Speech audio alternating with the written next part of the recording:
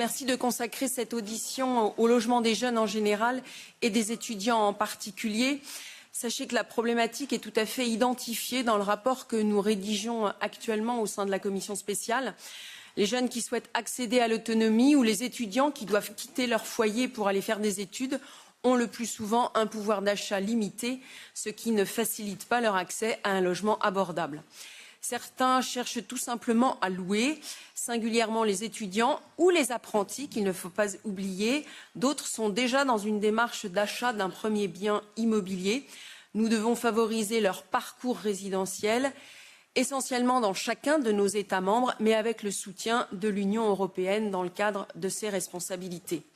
S'agissant des étudiants, selon Eurostudent, 34% des étudiants vivent encore chez leurs parents, 26% vivent en couple et ou avec des enfants, 15% résident dans un logement étudiant, une résidence universitaire, 13% partagent un logement avec d'autres personnes en colocation et 12% vivent seuls et c'est finalement la forme de logement la moins courante.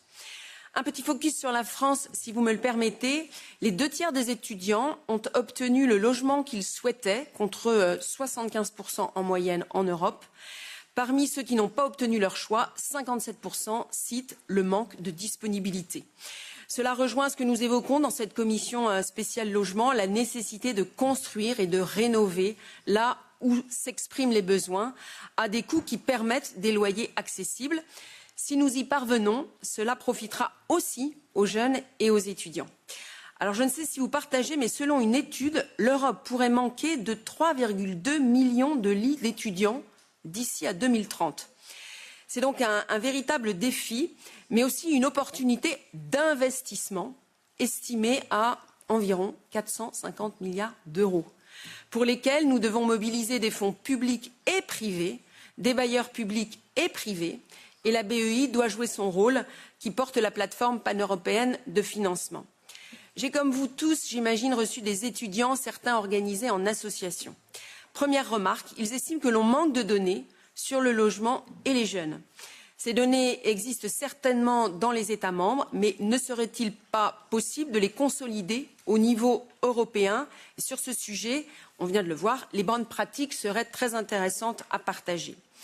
Parmi leurs revendications, que je me permets d'adresser aux représentants de la Task Force, intégrer le logement étudiant dans les politiques européennes du logement. C'est ce que nous proposons dans notre rapport parlementaire et, je l'espère, dans le texte qui nous sera présenté par la Commission d'ici la fin de l'année.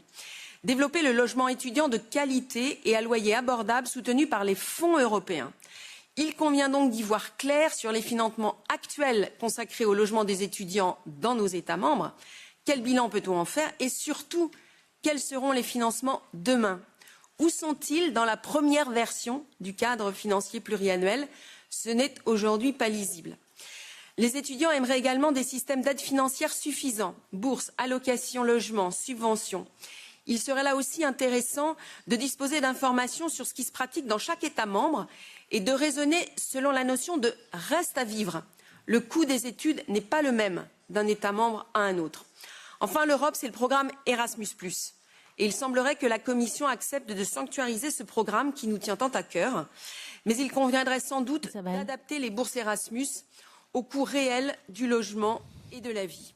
J'ai été très intéressée par les propositions de la représentante de l'Union des propriétaires privés, puisque en fait, ils offrent plus de 50% des logements, à condition, cela a été dit, qu'ils soient garantis et qu'on ait des incitations, y compris fiscales. Je vous remercie. Thank you very much.